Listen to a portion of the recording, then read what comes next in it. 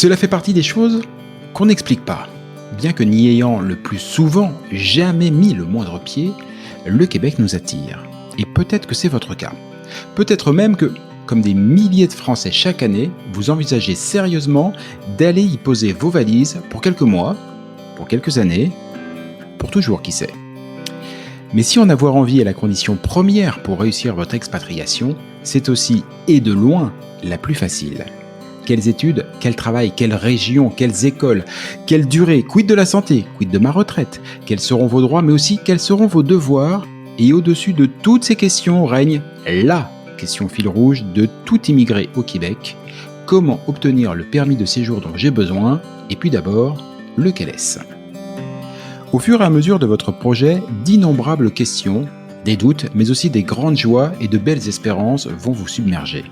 Alors, à l'image de ce que Christelle Colling et ses équipes font au quotidien au sein de l'organisme, ce podcast est justement là pour vous aider, pour vous guider, pour vous informer, parce qu'ensemble, on partage le même objectif, Objectif Québec.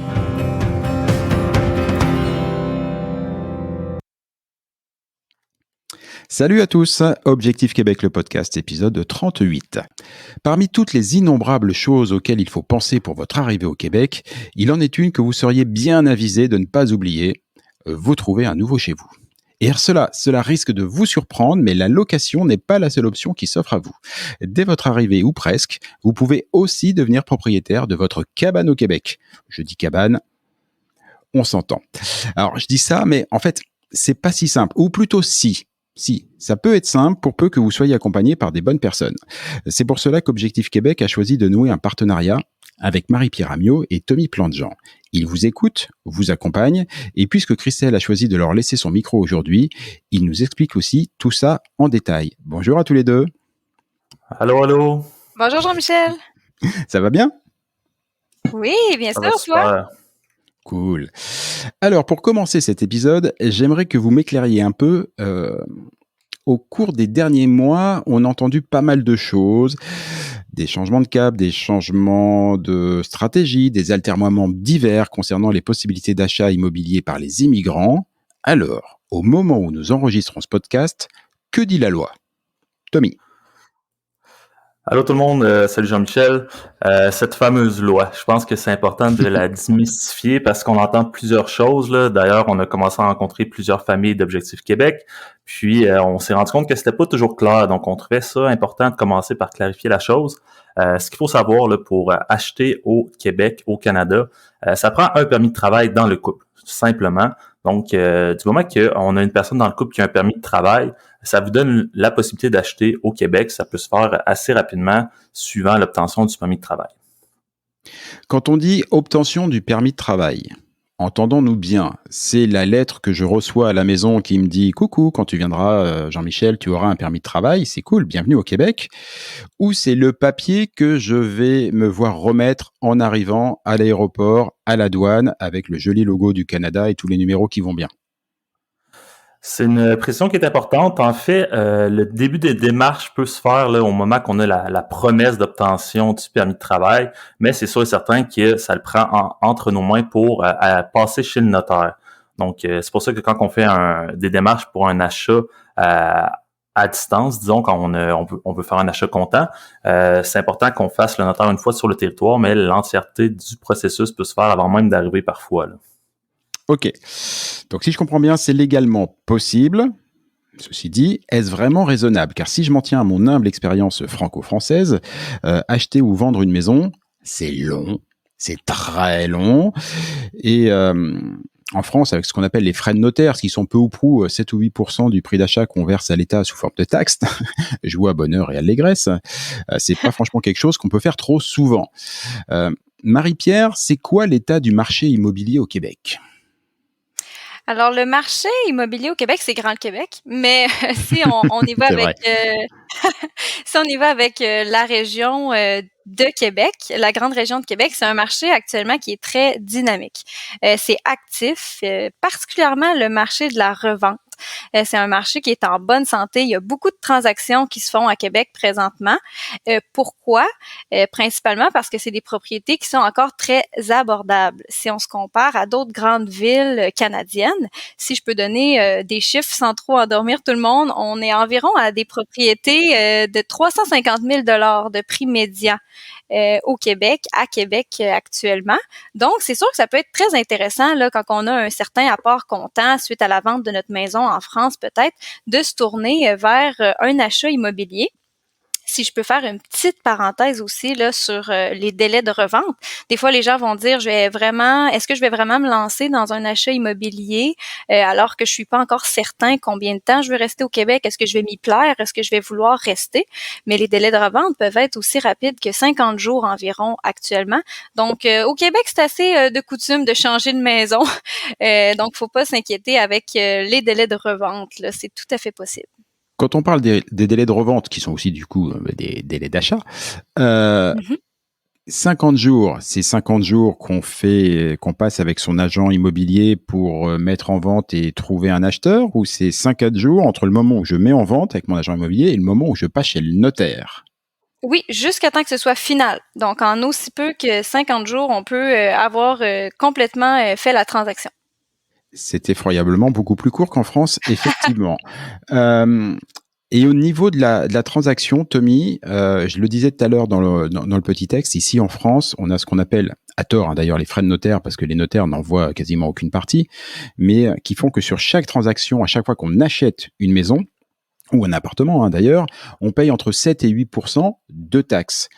Ce qui nous fait dire en général qu'il faut 5 ou 6 ans minimum pour amortir ce montant-là avant d'envisager une éventuelle revente.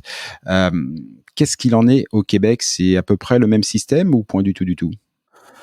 Non, c'est pas exactement la même chose là. Disons qu'on fonctionne beaucoup en pourcentage pour certains aspects là, des coûts connexes à l'achat, mais il y a aussi des frais fixes. Si on regarde un comparatif, là, si on regarde pour, par exemple, une maison à 350 000, les coûts liés à l'achat, ça va tourner autour de 8 000 $ pour un achat, et les coûts de la revente, là, ça tourne autour de 15 000 $. Donc, on est autour de 23 000 là, plus ou moins pour un achat suivant une revente. Donc, c'est intéressant de comparer avec le marché locatif. Par exemple, là, si on loue un 3 chambres, là, on tourne autour de 1 500 $ par mois pour la location. Donc, annuellement, ça représente environ 18 000 $. Donc, si on se dirige tranquillement vers une maison de transition, c'est assez rapidement là, qu'on rentre dans le budget. Je comprends effectivement, on est quand même relativement loin des 7-8% dont je parlais. Ça me semble nettement plus accessible. Ça fait déjà maintenant plusieurs mois que vous êtes partenaire d'Objectif Québec. Concrètement, ce partenariat, ça se matérialise comment? Marie-Pierre, la parole est à toi. Oui, ben nous, d'abord, je veux dire qu'on est très content de notre partenariat avec Objectif Québec. Pour nous, ça a été merveilleux de croiser le chemin professionnel de Christelle. Faut dire que Tommy et moi, on est des personnes très humaines. On vient tous les deux là, de milieux, de parents, de familles qui sont dans le milieu social. Donc nous, c'est sûr qu'au niveau des valeurs puis de la mission là, de nos deux entreprises, ça a été un match parfait, comme on dit. Puis concrètement, nous, pourquoi on a voulu s'associer avec Objectif Québec, puis l'accompagnement qui est offert à leur famille, c'est que c'est très complet, hein, c'est 360, c'est sur plus d'un an. Donc nous, on intervient assez rapidement là, dans l'accompagnement qui est offert, c'est-à-dire qu'on va rencontrer gratuitement toutes les familles qui sont intéressées par un projet de relocalisation, au Québec. Donc même si quelqu'un a juste une idée embryonnaire de peut-être devenir propriétaire, qui hésite entre les options d'achat, de location, nous, on est là pour démystifier tout ça puis répondre à toutes les questions par une première rencontre qui va être, comme je disais, gratuite. Suite à ça, on va vraiment cerner le profil des besoins de la famille, puis on va explorer les différentes options. Donc, est-ce que ce serait préférable d'aller vers la location d'un point de vue financier, d'un point de vue des besoins, des objectifs à court, moyen terme? Qu'est-ce qui est le mieux pour le projet. Puis finalement, on va rester en contact là, tout au long des mois là, avant l'arrivée pour regarder le marché immobilier. envoyer les propriétés qui sont disponibles pour que les gens puissent commencer à se faire une petite idée des prix, des propriétés, des types de maisons. Nous, on est là pour répondre à toutes les questions en cours de route. Quelles particularités des maisons il faut garder en tête quand on magasine, quand on commence à explorer le marché. Puis jusqu'à l'arrivée, là, nous, on va être là de la première étape jusqu'à la signature chez le notaire. Dans le cas où quelqu'un se tourne vers un achat immobilier, ils vont vraiment être pris en charge, ils vont être mis en relation avec les bons professionnels, les bons partenaires. Donc, c'est vraiment un accompagnement complet. Ça, c'est plutôt cool. Marie-Pierre, tout à l'heure, tu me disais que le Québec, c'est grand. Et effectivement, Oui. c'est très grand, le Québec. Du coup, Tommy, question pour toi. Les familles d'Objectif Québec, vous pouvez les accompagner sur tous leurs projets d'installation, où que ce soit au Québec, ou vous avez plutôt des zones privilégiées qui correspondent aux zones que vous connaissez? C'est sûr que le Québec, c'est assez grand, Jean-Michel, on se le cachera pas. Ça serait difficile pour nous de se déplacer partout au Québec. Ce qu'il faut savoir, c'est qu'on dessert pratiquement quand même là, tout le Québec, mais on travaille main dans la main avec des différents partenaires courtiers. Donc, que votre projet soit à Trois-Rivières, à Rimouski, Rivière-du-Loup, Saguenay, on rencontre ces familles-là, on fait une première exploration là, de quoi a l'air le marché dans ces différentes villes-là. Puis, au moment qu'on est prêt à faire les démarches, donc à faire un achat ou autre, nous, on vous met en relation avec nos partenaires qui partagent aussi nos valeurs, puis le même accompagnement qu'on peut offrir là, aux différentes familles d'Objectif Québec. Il y a seulement là, la région de Montréal, du Grand Montréal, là, que Objectif Québec est partenaire avec Nicolas Desgranges là, pour cette région-là. Donc, cette partie-là, on ne dessert pas. Mais pour le reste du Québec, à quelques exceptions près, on a des partenaires sur place qui peuvent aider toutes les familles. Oh, ça va, ça vous laisse un petit peu de territoire quand même, globalement. Ouais. Le Québec, de mémoire, je crois que c'est juste 2,7 fois la France en superficie. Pas grand chose. Faut avoir de bons pneus, un bon moteur pour se déplacer. Bon, je fais le naïf depuis tout à l'heure, celui qui connaît rien, mais bon, sans vous dévoiler toute ma vie privée, c'est pas totalement vrai, puisque sur les 3 années que j'ai passé moi au Québec, j'avais acheté ma maison et je l'ai revendue. Donc j'ai une petite expérience en la matière. Et mon expérience me fait dire aussi que au Québec, comme partout ailleurs sur la planète, le nerf de la guerre, c'est l'argent. Et qu'en général, quand on veut acheter une maison, même si on a un bel apport, on est souvent obligé de passer par l'emprunt. Et autant que je m'en souvienne, l'emprunt, d'une manière générale, d'ailleurs pas que immobilier, au Québec, ça fonctionne pas tout à fait comme en France. Et j'aimerais savoir par quel miracle est-ce qu'on arrive à monter des emprunts et des financements pour des nouveaux arrivants que vous avez la joie et le bonheur d'accompagner. Tommy, dis-moi tout. Oui, exact, Jean-Michel. Là, c'est le nœud de la guerre, comme on dit. Comment acheter une maison au Québec là, par le financement? C'est sûr que un achat comptant, c'est beaucoup plus simple. Donc, on n'a pas à faire avec la banque, donc ça peut aller très, très vite. Donc, dès les premiers mois, on peut acheter assez facilement. Puis, c'est le financement qui va définir là, le temps d'attente avant de devenir propriétaire au Québec, parce qu'on doit respecter les conditions des banques. Donc, c'est sûr que c'est plus complexe. Nous, on travaille avec des partenaires du côté du financement. On sait qu'en France, vous n'êtes pas trop habitué avec la notion de crédit. Donc, les banques ici au Québec, on est habitué de regarder le crédit. Puis nous, on est là pour vous aider à préparer votre dossier. Puis aussi rencontrer les bons partenaires pour ce qui est du côté financement. Donc, si Marie-Pierre, tu voulais continuer par rapport au fait là. De ce qu'on disait par rapport au courtier hypothécaire. Oui, ben c'est sûr que nous là, on s'est rapidement penché sur ce petit enjeu de financement parce que c'est vrai que c'est peut-être la partie qui est un petit peu plus complexe, mais on s'est vraiment associé avec des courtiers hypothécaires qui connaissent les dossiers d'Objectif Québec, qui ont déjà commencé à traiter des familles. Nous, on a quelques familles qui ont déjà acheté par le programme, donc c'est sûr que nous, on va être en mesure de vous accompagner tout au long de ça et même avant votre arrivée. Nous, dès qu'on a une première rencontre ensemble, on vous coach déjà sur la manière de préparer votre dossier financier pour que quand on arrive là au moment de sortir le financement, on est bien prêt, on a tout ce qu'il faut en main. Puis jusqu'à présent, ça se passe très bien. Mais ça n'empêche, c'est quand même super important parce que tu le disais, Tommy, tout à l'heure, tu parlais du crédit. Effectivement, la notion financière, tout ce qui est lié aux finances au Québec est régi par ce qu'on appelle votre historique. de crédit. Grosso modo, c'est votre capacité au fur et à mesure du temps à emprunter des petites sommes au quotidien via des cartes de crédit et à rembourser. Ce qui est important, c'est qu'on puisse démontrer que à chaque fois que vous empruntez, même des petites sommes, vous êtes réglo, assidu et que vous remboursez, que vous êtes donc un client fiable.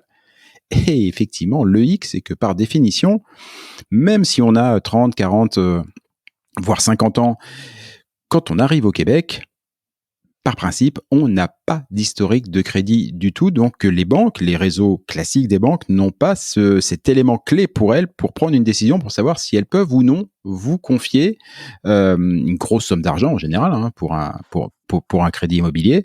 Et du coup, s'imagine que c'est des dossiers à défendre qui sont abordés très différents, d'où l'intérêt d'être accompagné et d'avoir des gens qui prennent les choses différemment parce que sinon, ça va coincer, non? Exactement. Chaque dossier de nouvel arrivant est du cas par cas, comme on dit. C'est sûr qu'on est habitué avec les Français. Vous n'avez pas de crédit en arrivant, c'est normal. Les banques le savent, donc ils font certaines exceptions. C'est pour ça que c'est important de parler aux bonnes personnes pour avoir des gens qui savent à qui parler puis comment amener les dossiers devant les bonnes personnes pour que ça soit accepté. Il faut garder en tête aussi que la norme, là, c'est d'attendre environ 3 mois en emploi pour pouvoir acheter une propriété quand on a besoin d'un prêt. Sinon, qu'est-ce qu'on peut faire rapidement pour commencer à avoir un crédit? C'est de rapidement aller se chercher un téléphone cellulaire, de mettre des comptes à notre nom, qui va faire en sorte qu'on va avoir un court historique de crédit, mais du moins, on va pouvoir avoir quelque chose à démontrer pour les banques. Alors ça, croyez-moi les amis, c'est vraiment des choses sur lesquelles vous avez besoin d'accompagnement parce que ça fonctionne mais alors pas du tout comme chez nous. Et exactement ce que Tommy va donner comme exemple, nous, ça va nous paraître ridicule et pas le mot, mais on dire non, je vais pas prendre simplement un abonnement téléphonique juste pour pouvoir avoir un crédit immobilier. Ça ne fonctionne pas tout à fait pareil là-bas et c'est bien d'avoir des gens comme vous qui peuvent accompagner et nous dire ce qu'il faut faire. Pour conclure les amis, ça fait maintenant plusieurs mois que vous rencontrez des familles. Je crois que vous m'avez dit tout à l'heure une trentaine déjà en aparté en préparant l'enregistrement. Du coup, vous comprenez mieux les atouts de ces familles, mais aussi leurs difficultés de ces familles, de leur statut bien particulier. Malgré tout, diriez-vous que pour tous ceux qui s'apprêtent à venir via Objectif Québec dans la belle province, est-ce qu'il serait vraiment important qu'ils songent à acheter leur future cabane au Canada? Absolument. Tommy, je vais y aller en premier. Je pense qu'on a pas mal la même opinion, mais je vais me lancer. Moi, je suis assez vendue pour l'achat. Vous me direz, je suis courtière, alors j'ai un parti pris. Mais d'un point de vue tout à fait objectif, quand on regarde le prix médian des maisons, on sait qu'en région, on peut facilement trouver des biens intéressants sous la barre des 300 000, avec un peu les facteurs qu'on a expliqués rapidement, mais les délais de revente, les frais qui sont assez minimales pour l'achat-revente, les prix qui sont intéressants. Pour toutes ces raisons-là, je crois que c'est vraiment important de du moins explorer le marché immobilier de la région dans laquelle on souhaite s'installer. Puis, je fais une petite parenthèse sur la location. On a une pénurie de logements locatifs au Québec actuellement. Alors, quand on a les moyens d'avoir une mise de fonds, d'avoir un apport comptant suite à la vente de notre maison, les démarches risquent d'être beaucoup plus avantageuses financièrement, mais aussi simplifiées de se diriger vers un achat que de chercher un loyer dans une ville où il y en a pas. Alors, D'autant que tu disais 300 000 $. J'ai fait un petit calcul de tête. Alors, vous m'excuserez si je me suis un petit peu planté, voilà, mais 300 000 $, ça doit faire quelque chose comme 210 000 € quand même. Voilà, parce que faut pas non plus oublier qu'il y a quand même un taux de change entre le Québec et la France. Alors, ça varie, c'est le principe de la taux de change, ça varie. Mais enfin, bon, voilà, 300 000 $, à peu près de 210 000 €. Tommy, t'as le même avis ou finalement tu trouves que Marie-Pierre a dit n'importe quoi? C'est un peu, un peu comme Marie-Pierre, on va dans le même sens. Elle a parlé de la location. C'est sûr qu'aussi, faut pas oublier que les logements sont difficiles à trouver, mais aussi quand on en trouve un, c'est rare que les animaux sont acceptés. Donc, c'est un deuxième défi là quand on a des chiens notamment. Donc, Marie-Pierre et moi, on accompagne parfois là, pour la location aussi quelques familles pour donner un petit coup de main. Et c'est très, très, très difficile. Donc, pour les familles qui ont la possibilité d'acheter, de pouvoir juste se renseigner puis regarder les options, ça peut énormément simplifier là, les premières années là, sur le territoire. Eh ben, je vais me permettre d'en rajouter une petite couche parce que j'avais pas fait attention à ça, mais c'est vrai aussi de mon expérience. Faites attention parce que les conditions locatives au Québec sont très différentes des conditions locatives en France. Les renégociations de loyers qui sont assez unilatérales peuvent être majeures et arriver d'office sans qu'on vous demande rien. On peut assez facilement vous sortir de votre logement aussi avec des délais de préavis qui, pour nous Français, n'en sont pas. Donc, je veux pas dépeindre. Il y a plein de gens qui sont en location au Québec et qui sont très heureux et qui se passent très très bien. Mais là aussi, c'est un marché très différent, aussi différent qu'il est à l'achat, il est aussi très différent à la location. Et pour vous choisir la bonne stratégie et tout, définitivement, c'est quand même bien d'être bien accompagné. Merci beaucoup les amis, c'était super. Jean-Michel. Merci beaucoup, Jean-Michel. Un plaisir. Eh ben, un plaisir partagé et j'espère à très bientôt. Ciao, ciao. À bientôt. Bye bye.